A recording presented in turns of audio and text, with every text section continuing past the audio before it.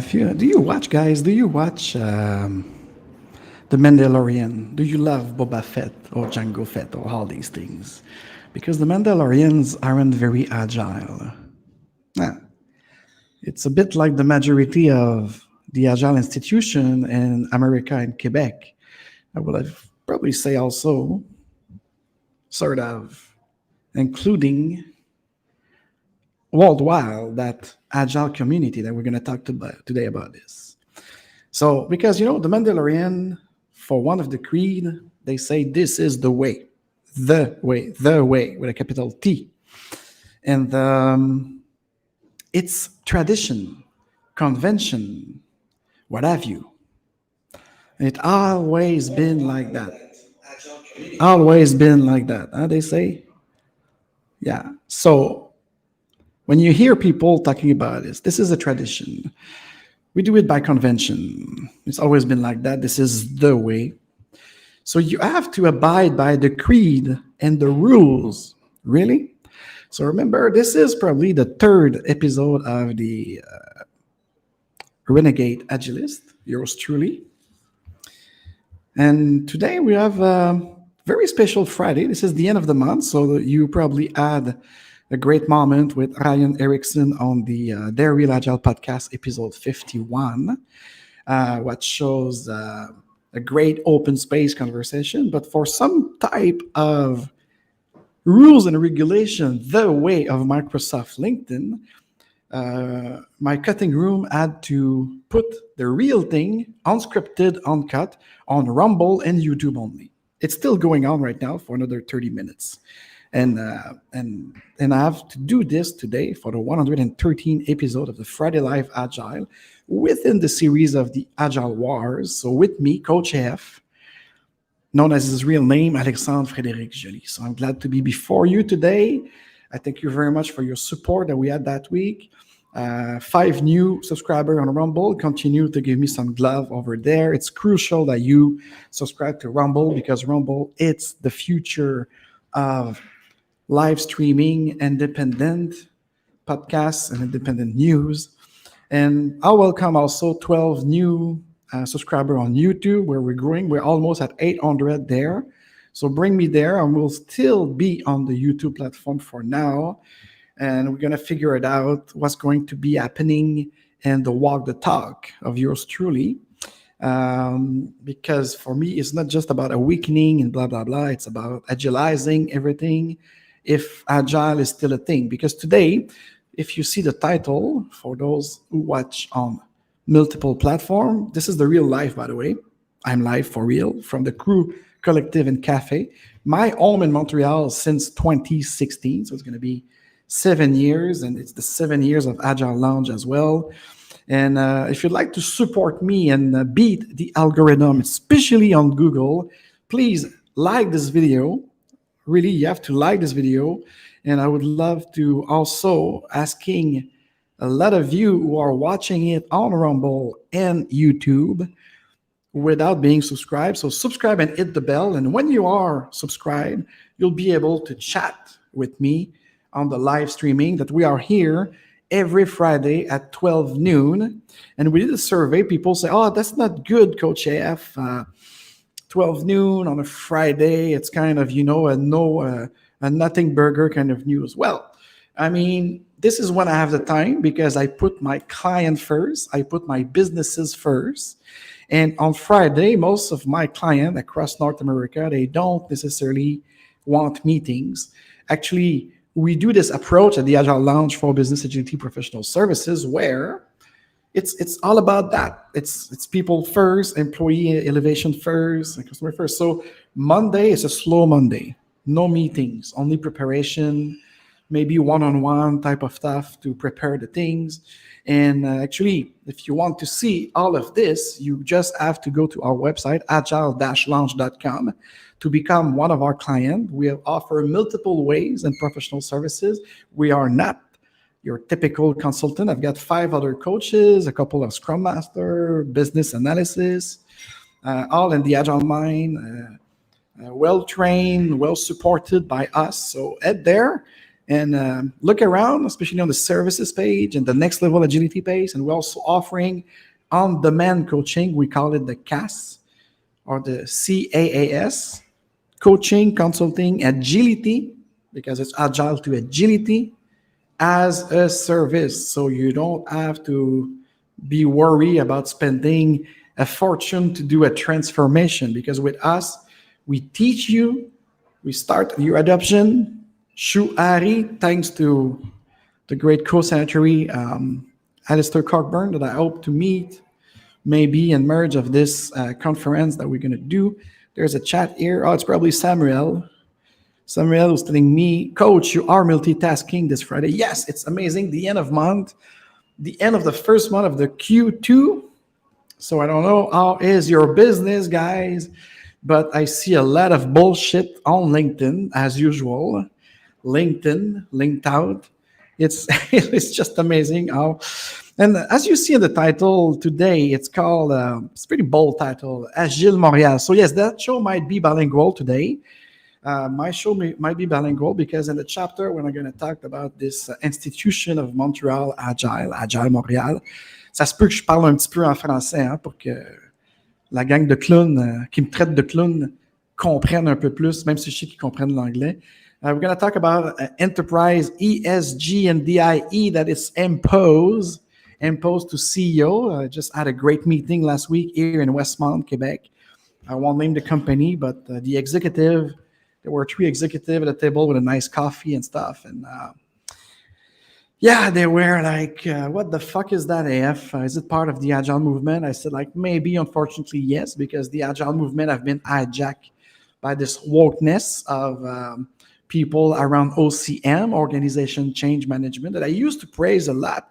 I always like to do a great trio of an OCM specialist, someone from IT, someone from business, and as an Agile coach, as an enterprise Agile coach, I love to work with a trio like this. But now, more and more, those OCM, whether it's Pro-C or not, they seem to be, yeah. So ESG, again, for those who you don't know, it's enterprise that adopt a kind of a charter that made, again, by the World Economic Forum, lobbying the UN and lobbying all of those private corporation and public corporation. When we say public here, it's not necessarily a government owned. We talked about mostly public, which is that on the stock market. So that's the mean of public in a still capitalist society. So ESG stands for environmental, social, and the G again, excuse me. We're live, so let's do it like this.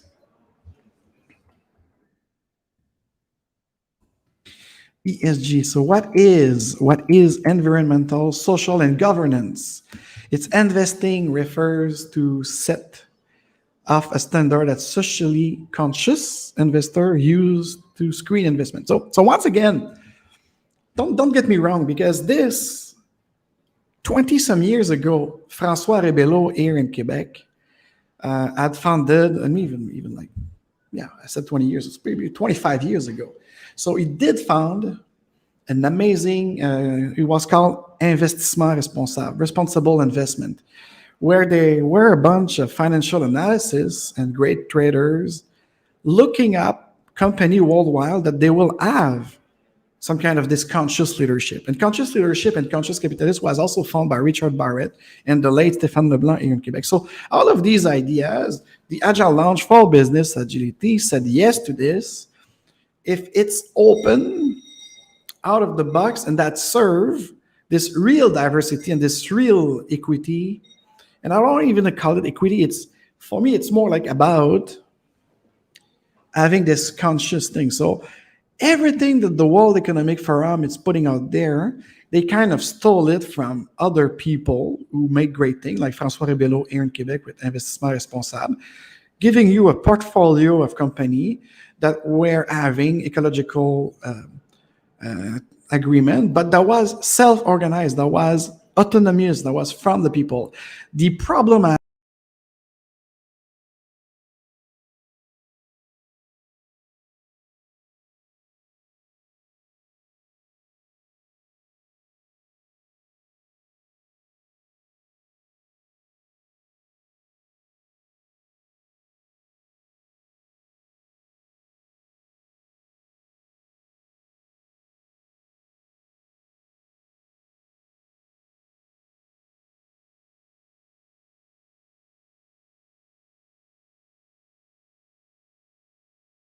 on AHA. Once again, Melon App, sorry about that. So I'm starting to be a little bit pissed off about Melon App. So we have been cut of the stream. But that's bizarre because every fucking time I'm talking about the World Economic Forum, something happened technically. Have you noticed? So let me see now if everything... What the fuck is that? Okay, so I swear to my late mother, I didn't touch any button. Someone is hacking my Melon App Studio. What the fuck is that? Hey, hold on a second. There's 5 people watching. Nobody in the chat. Could you tell me in the chat if you saw me off screen? What the fuck? So I'm talking about things lately with this Agile Wars series, the Renegade Agile Coach. And I'm being censored. I received threat from Agile Montréal people. 12:12 Eastern Time. Amazing. So please, the 15 people who's watching across the board, tell me right now in the chat if I'm still okay, live and whatever. So, which mean this is incredible shit that's happening right now. So I was saying that I have nothing against these ideas of environmental, social, and a better governance with conscious leadership. As I told you, I was part of it for years. I was part of it like as an innovator, participating in the co-creation of this international movement for conscious leadership to help executives understand beyond agility, but really having a transforming manager into leaders. I don't have any problem with that. And I think we have to take care of the ecology. Ecology, it's important. Climate change always happens, but it's more than climate change. It's the way we manage our resources, the way we produce and consume. So I'm all in to make this evolve into a wiser way of doing this. What I'm saying here in the Agile Wars and the Information Wars is that as an Agile coach, as an enterprise and business advisor, we should be consulting or coaching or advising wisely about this, because it's not the guiding principle that pissed me off. It's the way that those OGN, in English, it's NGO, non-governmental organization, or lobby like the WEF, the World Economic Forum, that kind of push it, they push it in the throat. And then the media, they manipulate. So the 3 executives, I was having a open, free, off-record meeting this week, having a cafe in Westmount. They were telling me that either their stakeholders or they make pressure on them, the shareholders and the stakeholders, both, those who invest and those who have an interest in their company. And I'm not talking about a startup, but it could be even worse if you're a startup, because you want funding to make your company happen and so on. So they put so much condition, so much pressure, so much pushing about it. And it's a one-size-fits-all again. And this is why I'm making a link here. I don't know if you see me coming, but it's really, ESG DIE as a one-size-fits-all, as a model created in Davos, Switzerland, and think tanks, pressuring the CEO, because they were telling me that if I'm not doing this, some board member will threaten me in my contract, or some employees are demanding it into a kind of diverse. And DIE, it's diversity, inclusion, and equity. So whatever OCM, organization change management, was great before, whatever some Agile coach into the business advising were great before, what I'm seeing right now, especially in large scale organization or corporation, is this unfortunate imposition and pushing again of doing those things, involving change manager and someone, the CTO, the transformation office, or whatever you call it, to include in the Agile for software development training and to include into business agility training for the department, these type of working. Yes, it's working. Let's be frank. I mean, so as again, the guiding principles are good, but it's the way you adopt it. And with Agile, it's the same thing. And I don't see any fracking coach doing it. And at the Agile Lounge in my crew, we say no to these perspectives. And myself, and this episode today, I would like to propose an explanation of why that I just started now with this kind of technical glitch or sort of censure. I don't know. We'll see after the replay with Elizabeth what's going on with that. It's kind of crazy. Anyways, so I'm explaining why. And we need more love in what we do. So if you really want to be conscious leader, don't just grab these guiding principles of the ESG from the World Economic Forum or other world think tank. Just do it in an open space with love, inviting your people and asking them what should be the working agreement in the organization based on those pillars, if you like, of being more ecological, being more, having a governance that will include self-organizing. Maybe that will be a change instead of imposing it, So, and I would like to also go about the lean history, because I was listening to one of my other great friend, Mike Kaiser, the other day on his podcast, Orange Pill for the Bitcoin to the Moon. And he was talking about lean in the manufacturing in the 1950s and growing up all the way up his way on the software engineering. So there's 2 chapters today. The chapter 1 that we're going to start, and maybe it's going to be a bit in French, a bit bilingual. How can you expect to be taken seriously, Agile Montréal and all the other Agile institutions, including one I'm still part of that church, SCRUM Alliance, that I'm questioning it maybe at the end of my certification cycle in 2024. I'm done with you. Yes, definition of done. I will be done with you because we don't share value anymore on the core with that working things.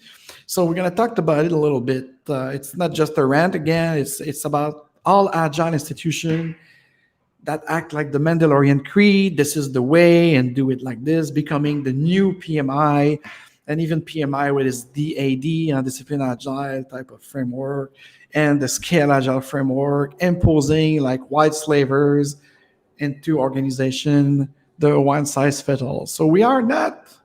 And Agile Montréal sucks, and so do you, if you're part of it. That's it. I'm saying it. You don't have any sense of innovation. You're not even in the innovation. You might be early adopter of stuff, but you just repeat and regurgitate what you have learned from maybe some bad, really, really bad people and the movement of Agile. And all the good people, all the great people of the movement of Agile, starting with the 17 co-signatory and some others were the innovator, the creator of it, we are going away. We are doing something else. We're opting out of that bullshit, that new conventionality, this new framework. It's amazing.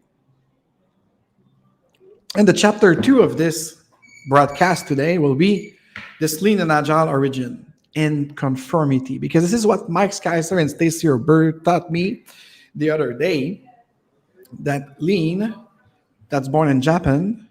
And if you could see, like, even the thumbnail of this show you the guy, the guy who kind of founded this production innovation movement. He was, what was his name again? Infrastructure first things.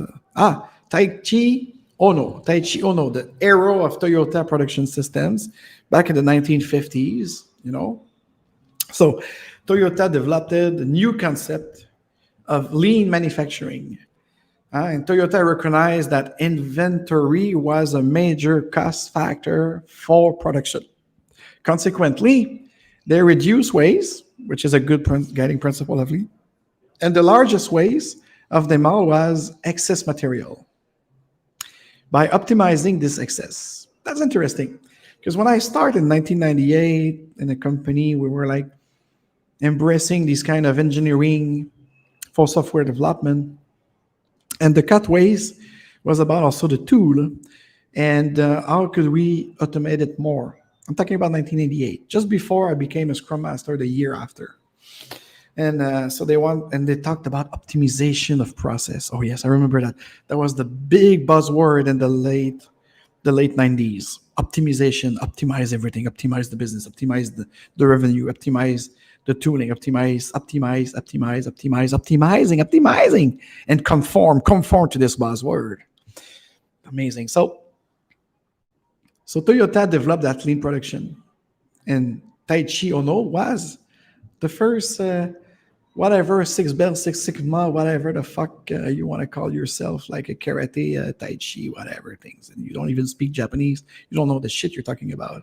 And you come into the enterprise and you convince the CIO and all of these technical people to go on and impose all of that amazing bullshit in the throat of people who you don't even ask them what they think. And you have beautiful minds in your organization that you hire to do not just a job, but to help you create values that will become value streams and revenue streams. But no, you prefer to listen to someone who have Six Sigma belt, black belt, whatever my ass it is, left brain engineer that will come with his big kind of lean stuff. He will do things without being into a little bit the right brain to help you be more human, you know? So that's the entire problem of this. And everybody is buying it because, oh, apparently this is practical. Because, you know, Coach F, you're not that really practical about bringing Agile. You seems to sell the mindset and dreams and stuff. Bullshit.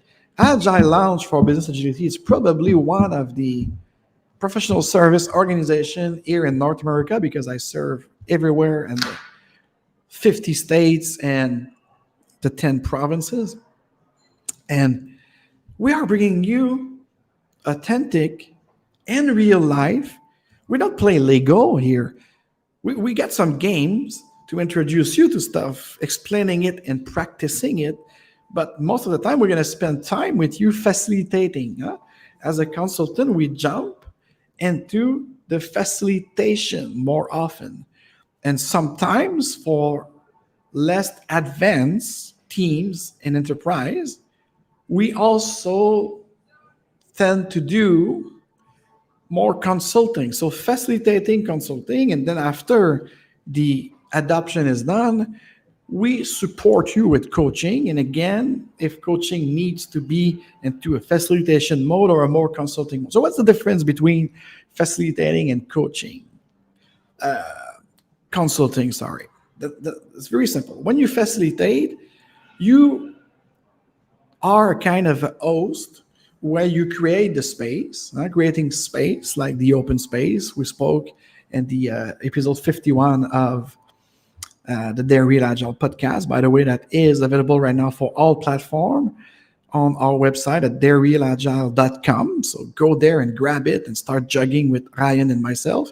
So we talked about creating space, okay? We talked about giving you like a facilitator, if he does a good job, he made the workshop agreement with the people there, and you have your all the setting. It's you create the space. You create a space. You create the rules, the specific rules for that open space, and you ask them, and so you help them. You assist them to create those goals and how they want to interact with each other, sort of like the basic ground rules. Like with Mike Beadle, we have the 4 A's. You know, what was like? Gosh, I still don't know today. Anyways, the 4 A's were, you know, acceptance, awareness, accountability, and moving it forward with accomplishing it. So anyway, so that was an example. And so moreover, what they did is, so that's a facilitator. We create the space for you. We help you giving the rules, and most of the time, and That is for, if you want to, for instance, engage more people into a business transformation, an IT transformation, a digital transformation, for instance, you will create those. And you facilitate in a sense that as the consultant, the professional service, you provide something like very high level for them to do the thing. As if you put more consulting into it, that's another thing. Now you will integrate yourself as a manager member or as a SME member or someone really more part of the team or the executive, and you're going to produce something. So you're going to do something with them, for them, and so you're going to be more implicated. And I do it often, and I like to do this. But when you act as a consultant, you have to be careful because you're just there maybe for 3 months, 6 months, maybe a year, or maybe just a couple of weeks. So make sure when you act as a consultant that you have someone in-house that when Elvis left the building, the show must go on, continue to evolve. So that's why we say there's no transformation anymore. It's evolution over transformation. We are here to kickstart you. So consulting, it's mean that I could create something. I could act as a product owner, as a business owner at some point. I could act as a service manager, building some things. But I should have in mind that I train and coach the in-house person that should take over what I'm doing as a consultant. Unless you are into the typical model of you hire a consultant because you don't want to spend into a permanent employee, but that's another story. And this is not the type of guy I am. This is not my 5 coaches either are. And coaching, of course, it's a kind of in between, which means that you could facilitate, you could make a better strong consulting and mentoring into an individual one-to-one type of thing. But when you coach, that you have another kind of agreement with either the group, the team, the enterprise, the executive that you coach, and the coaching, you might balance yourself into all of these competence that it's expecting of us. So that's being said for those who are just introducing themselves as a self-employee, consultant, micro-enterprise, or whatever. So that's the thing. So the Lean and Agile Origin, it was in conformity because this Mr. Ono, he was an engineer, very left-brainer, Cartesian. It was all about improving. Oh, actually, no, they didn't call it improving back then. From the 1950s to the late 90s, there was optimization. We'd like to hire you to optimize our way of servicing our solution, of producing our software, and so on and so on and so on. So, that was at that moment, and how much lessons learned were there. So when I say that Lean, it's kind of the father, and Agile is the mother of what we have now, DevOps and technology, that's kind of right.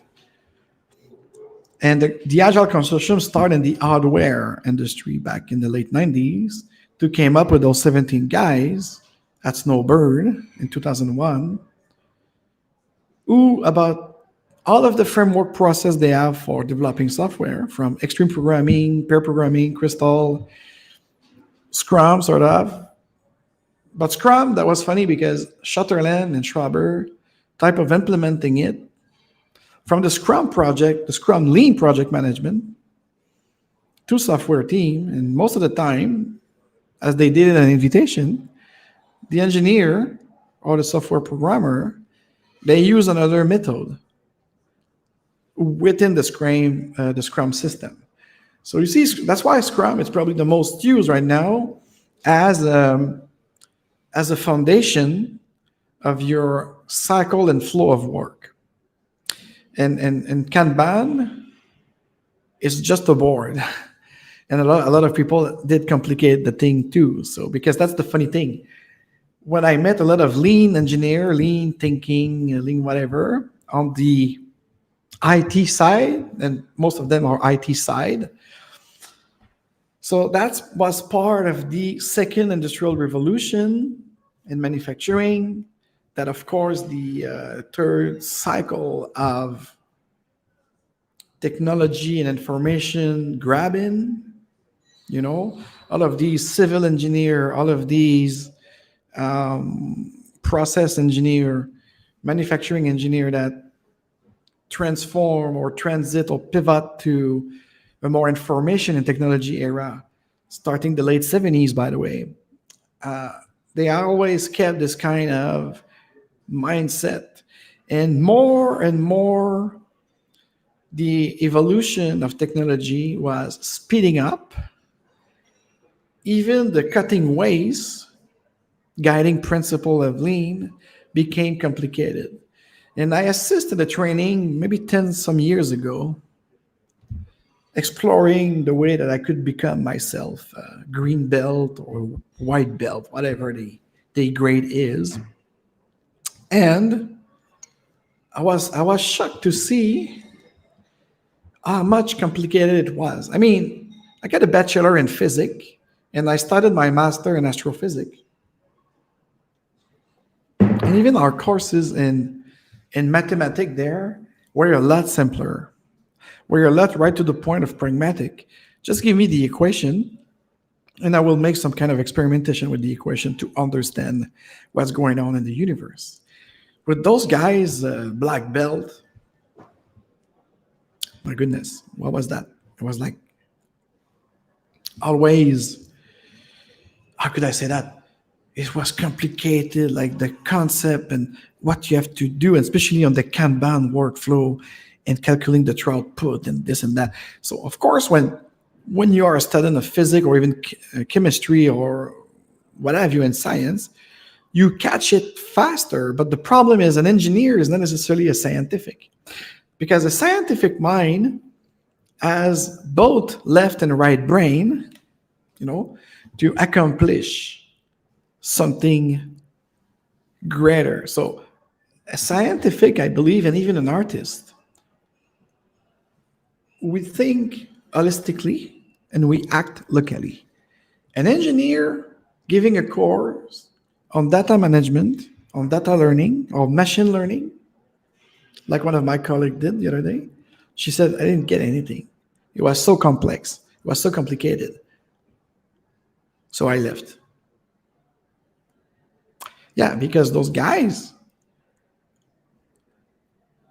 they have knowledge, they experience a little bit, but not enough. So they don't have anything practical to give you, and they claim to be practical. They claim to be lean and cut the waste, but they create waste nowadays. So, and the Agile revolution that started in 2001 at Snowbird, and that accumulate with our group of Enterprise SCRUM for Business Agility under the mentorship of the late Mike Beadle, was all about the business agility, supported by a great thinker and consultant like Steve Dinning, Pete Sandstrom, and others, that they see value into this kind of open leadership. Yes, open leadership, being more open to ways, not the way, like the Mandalorian and most of my Agile community here. So anyways, how could you expect to be taken seriously, guys, when as an institution of Agile or Lean, on the Lean side, let me give you an image. Let me give you an example. I love smoked meat, especially the Montreal Hebraic smoked meat. Shalom Aleichem. And it's all about having the goods. It's all about, so you want to smoke meat. So the smoked meat is the product with a definition of them. But if you like it juicy, you will ask the cook, please give it to me medium fat or fat. So now it's juicy, it's enjoyable, you love it. And I'm not saying like this is like your classical project management or the way it is, but it's something enjoyable if you like it more smooshy. Okay, so you will ask a medium fat with a little fat that make it juicy. But if you want it lean, you're gonna cut it. You're gonna cut more in the beef slice where it's less fat, So you can see the fat as the waste. So you remove the waste, and now you have your sandwich. But it could be dry, a little bit dry. A little bit dry, like when those engineers start to explain you that, oh, you have to use a Kanban board, and to understand the movement of your task in the Kanban board, you have to understand the output, and now you control the productivity, because it's all about production, production, production. Make more with less. Make more with less. Think big, Isti. Finally, you end up asking for more mustard. You end up asking for sauce. And you end up asking to say, like, that's not smoked meat. So your definition of that is a review. Do you review your infrastructure? Is the bread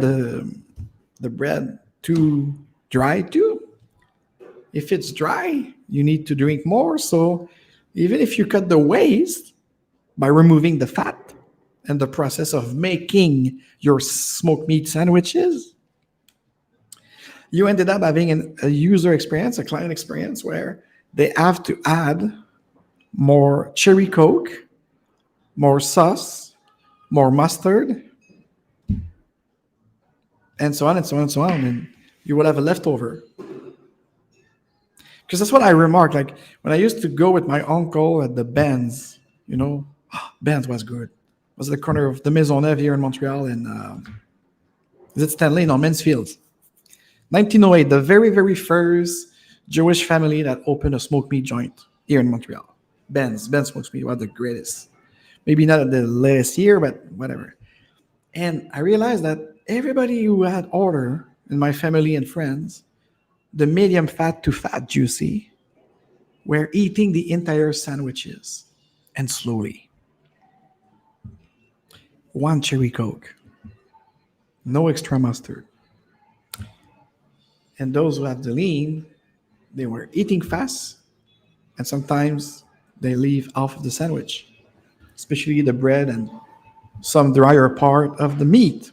So anyways, maybe I'm digressing right now, but that was the example of how much I see the lean people nowadays being mostly engineer, being mostly complicated the thing, and and teaching the process and consulting. They are not good coaches. And as facilitator, I realized that if you've been into the entirety of practicing SCRUM, helping people with DevOps and everything, and being into the business process of a real value stream creation and management, so the Kaizen just become a tool.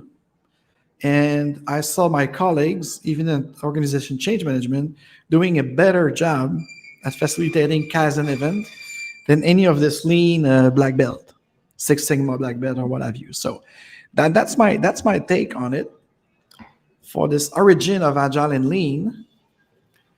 And now I would like to, before concluding with the pivot that we are going to do here at the Agile Lounge, let's talk about, and by the way, for those who are watching right now, I'm open up.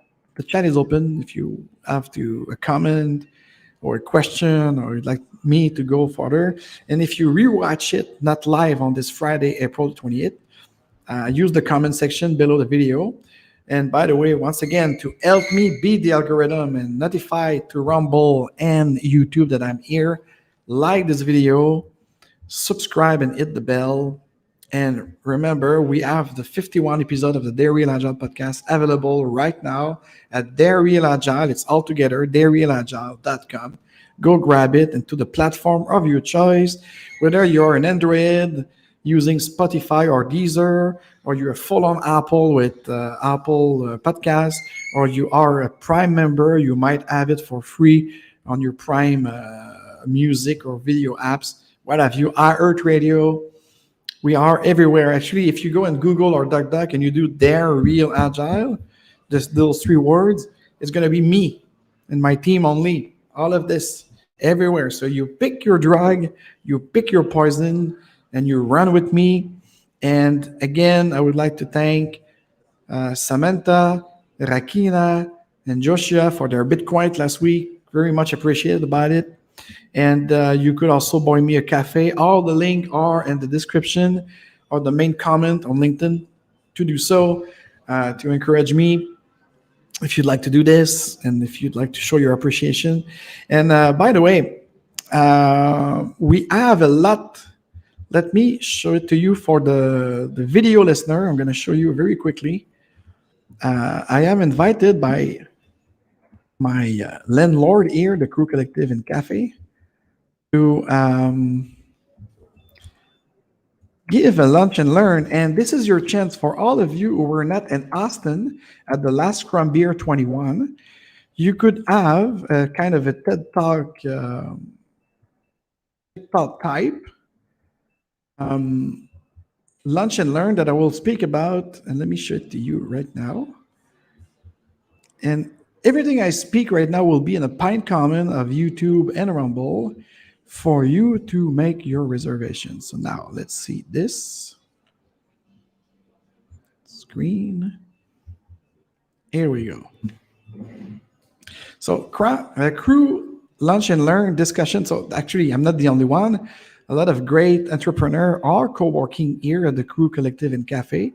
So you will have Adam Johnson, actually, who will talk about product management. So product owner out there, it's May 10. So come, I have my tickets to hear him. I don't know him, actually. So it's going to be also a pleasure to network.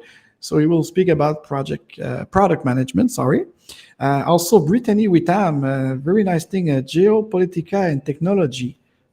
We talked about ESG and all the lobbying or pushing the corporations. So is it also a link? So this could be an interesting topic on June the 21st.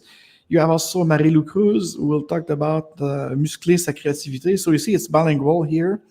And me, I'm going to talk about business agility. So basically, of course, in 20 minutes, I won't have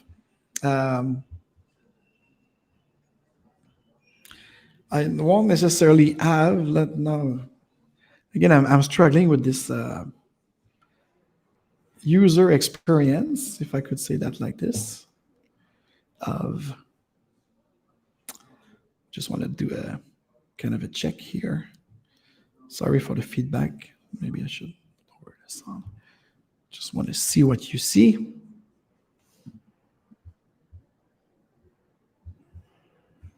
You know what?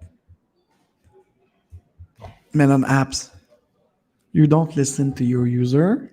You don't create any intuitiveness. And that's also pissing off my audience.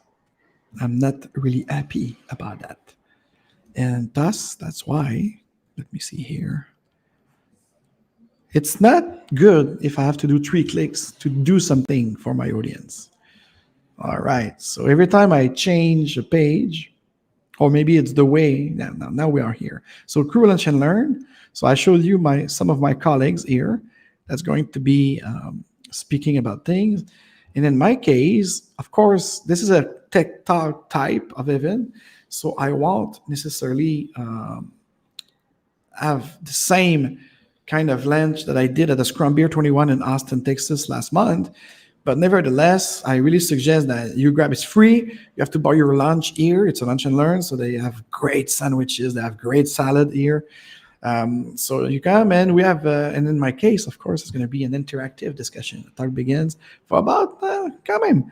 It's more than a TED Talk. It's about 45 minutes talking about this greatness of business agility. This is what I'm going to do. So it's kind of, we're going to start by asking ourselves, why do we need to uncover new and better ways in the workplace to deliver our product and services to our client? So I will help you understand and discover business agility as the future of management, to transform manager into leader, into conscious leader, beyond this ESG and posting, but maybe by the co-creation of everyone that will, that will create this thing. So for me, I think it's very important as we speak more and more of the evolution of the workplace, of creating a better experience also for employees and everything. So So I think so. This is going to be June 7th at the Crew Collective here in downtown Old Montreal. So I encourage you to click on the Pine Common after the show or anytime. The link are there to register for free, and you are invited to have a lunch, to take a lunch here. Oh, thank you very much, Carly, for this great Bitcoin Satoshi. Really appreciate it live right now. And you just mentioned that you subscribe to my YouTube channel and Rumble. So a double thing for you. Thank you very much, Machi. And I hope you have a great weekend. Really appreciate it. And yeah, so thank you. And yes, we should make better suggestions. So you also a user of Melon app and you experience and your gaming podcast. So please put in the comment or in the chat your YouTube channel for experiencing gaming.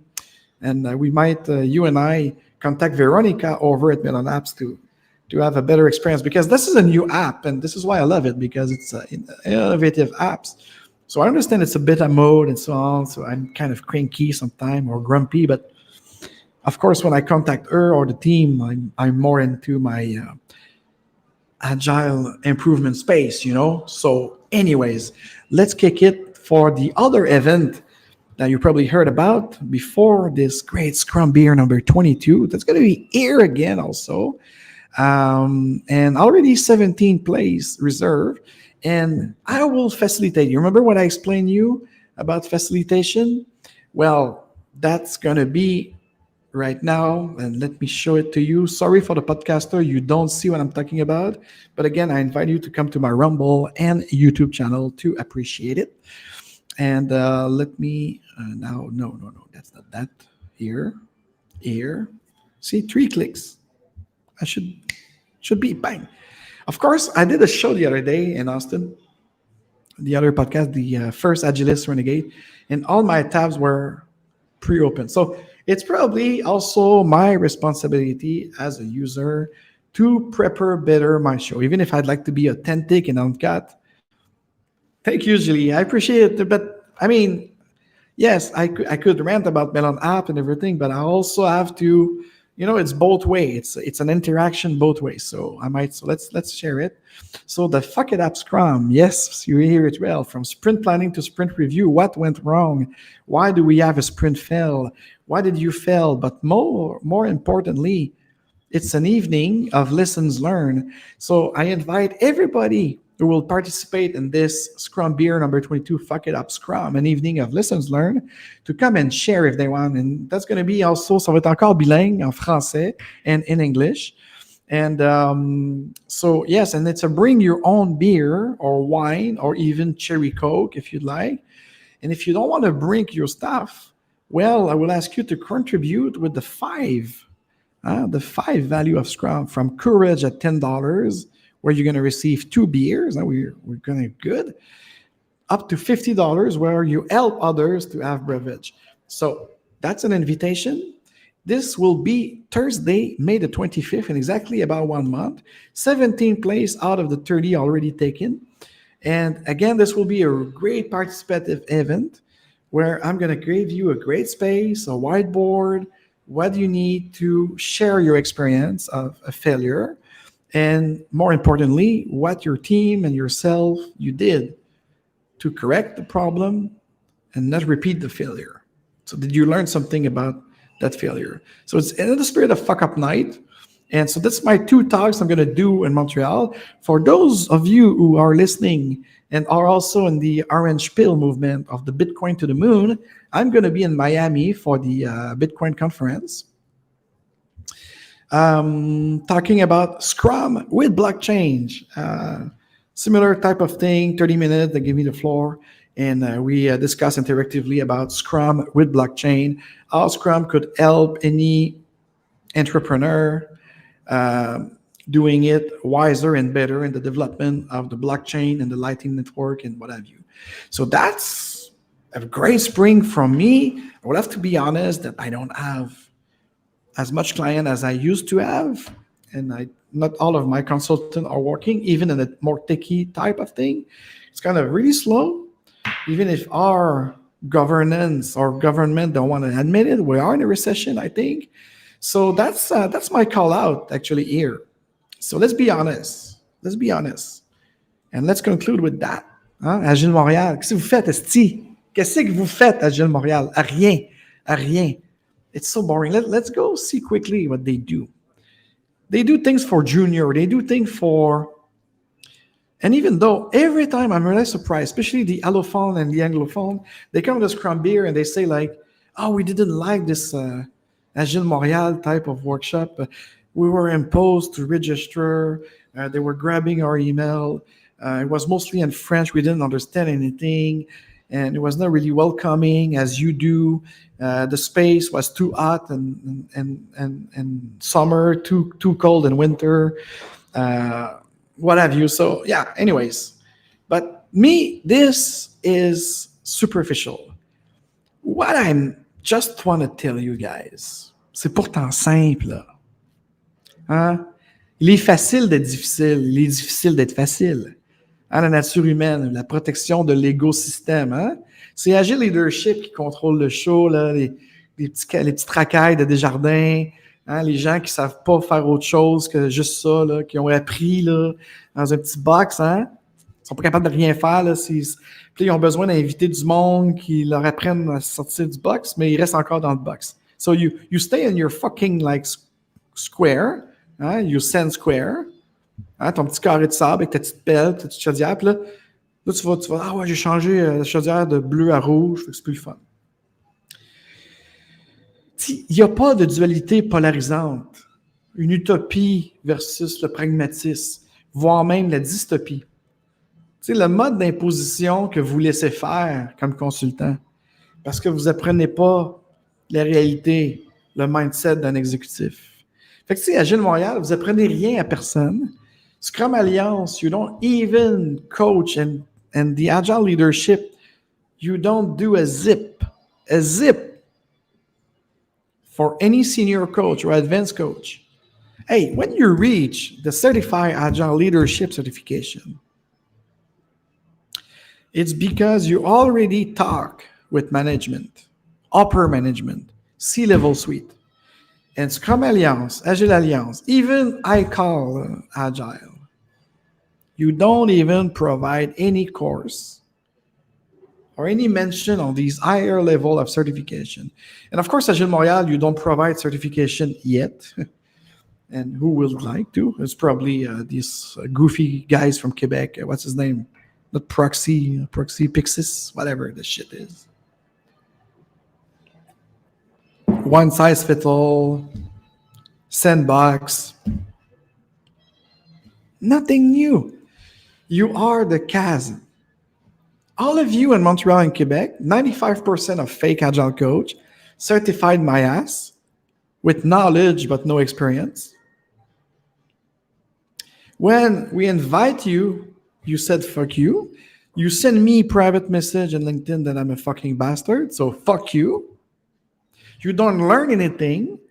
You don't reach out to anyone in the world, really, or some of you do, but you do it again in your sandbox.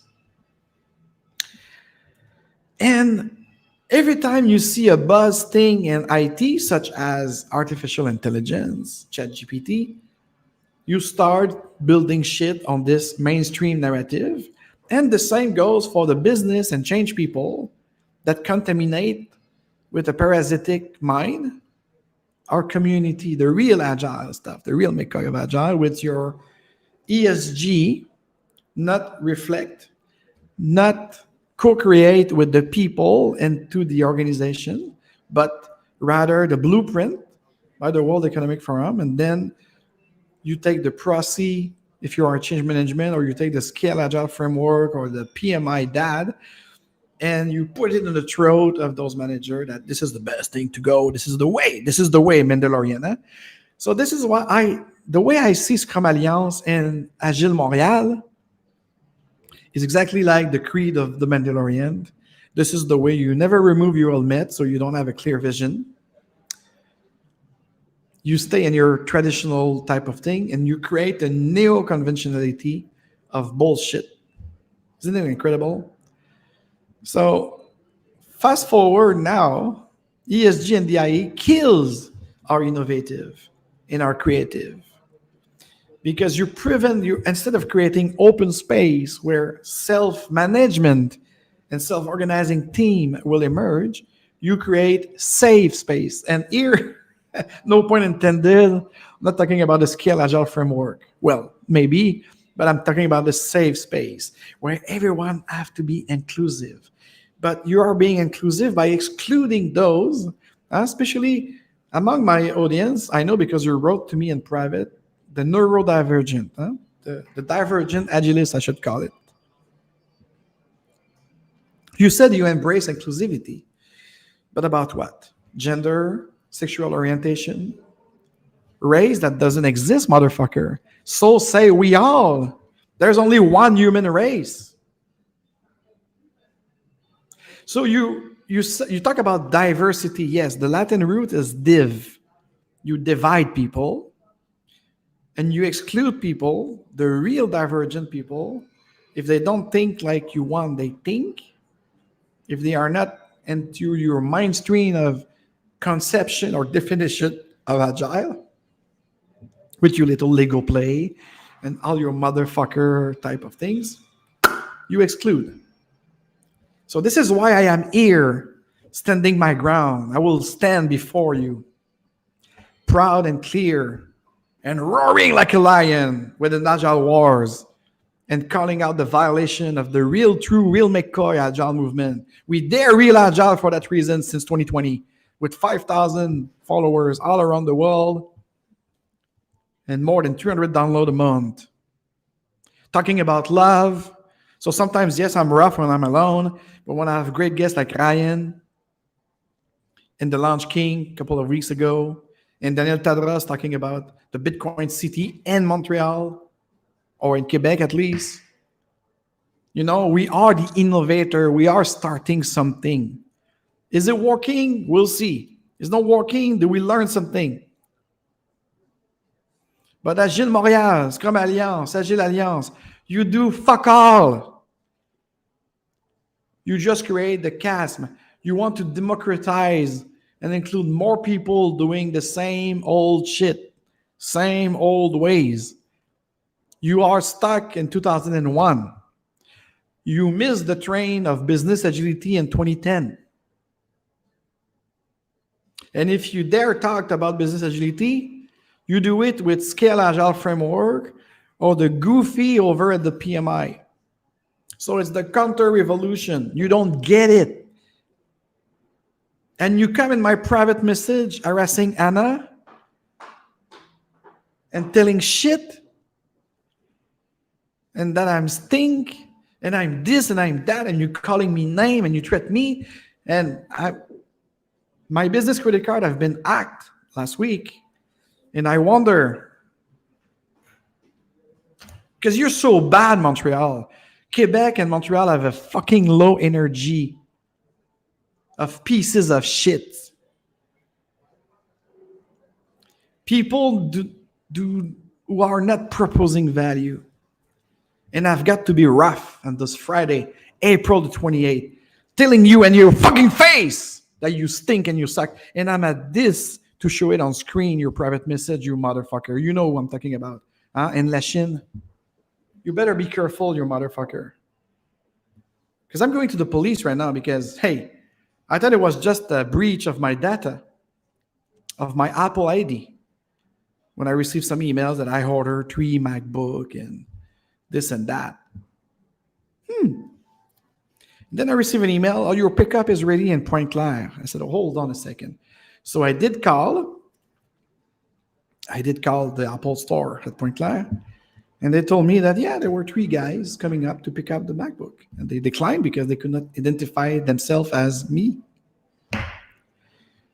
But still nothing on my credit card yet. And of course, on the weekend, I closed this, so I don't have the alert. But on Monday morning, my surprise was they maxed my business line credit card. I won't say the amount, but so they were those 3 MacBook, but some other stuff.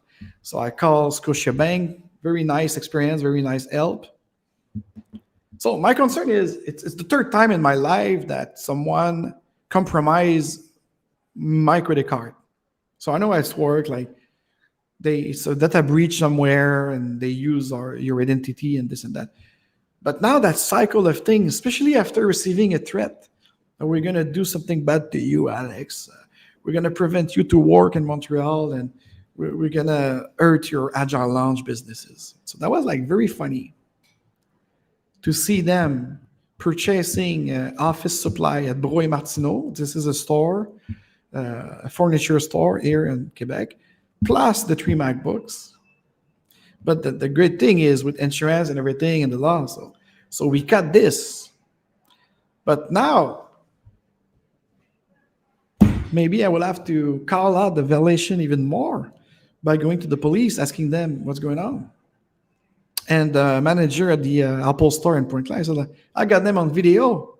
So will it be funny that the same Agile coach who threatened me on LinkedIn will be the same who, for some reason, because some of them are the fucking left-brainer engineer, maybe they breach, I don't know how, but that was like kind of curious, using my line of credit and my Apple ID on one side and other fraud, like those office furniture for a startup. What, you're 3 guys? And 3 guys came to claim their MacBook. I don't know. I don't want to presume, but if you connected that, you receive threat because you speak out with the Agile Wars. So Agile Montréal community, I'm not telling you it's your members, but and oh my god, and they created a list of Agile coach, and they are not Agile coach. They are part of the 95% that even a great friend of me at PMI says, these guys are no Agile coach. And by the way, that's coming to the end of the show. So to resume today's things, we saw the origin of Lean as a very imposing, pragmatic,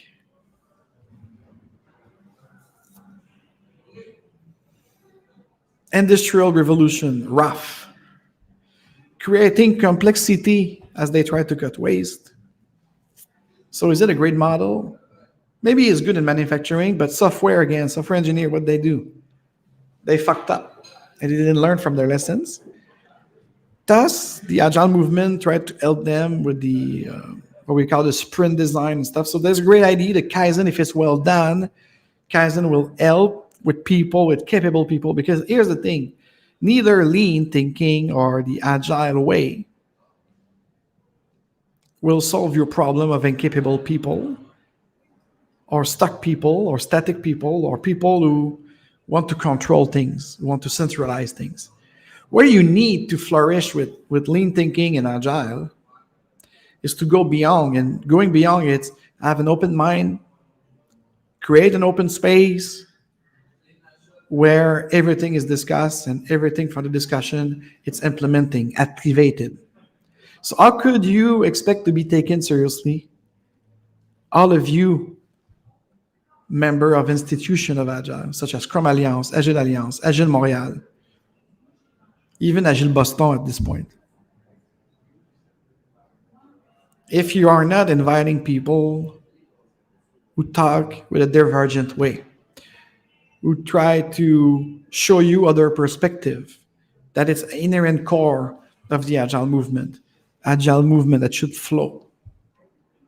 Now, when I try to create the Conscious Agility Consortium, a lot of people manifest some interest.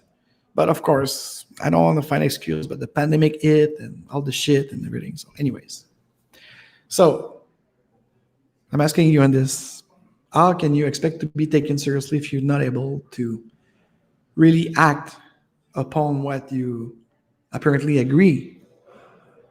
And how much you make this evolve, these greatness of these guiding principles of both lean and agile, and make it simple and comprehensive and be in tune with your customer.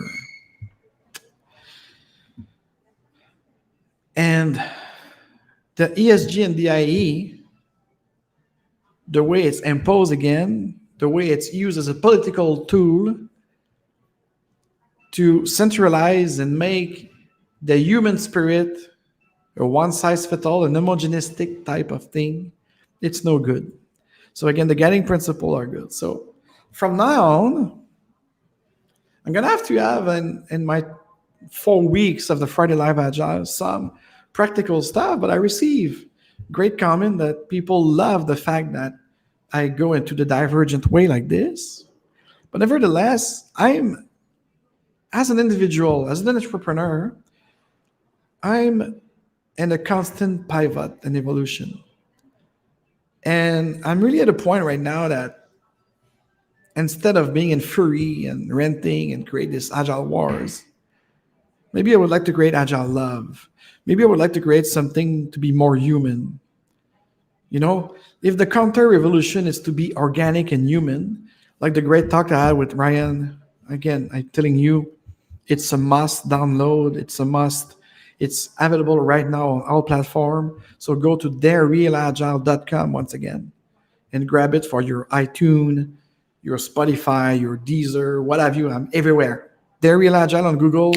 You find the show, you download it, you run with me, you do your workout with me, you're spinning, what have you. And please, if you are in Montreal area, I'd like to meet you and come and share your fuck up. How you fuck up with Scrum? How did you have a sprint fail and for what reason?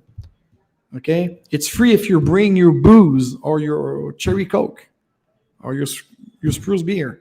If you don't want to bring anything, you have to give us $10 to $50 to contribute to the pot that all the members are doing it here.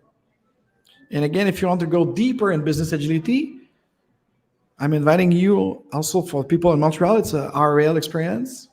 I'm gonna talk about business agility and why it should be the management of the future by creating leaders, real leaders that embrace not change, that embrace not transformation, but the evolution of the human spirit.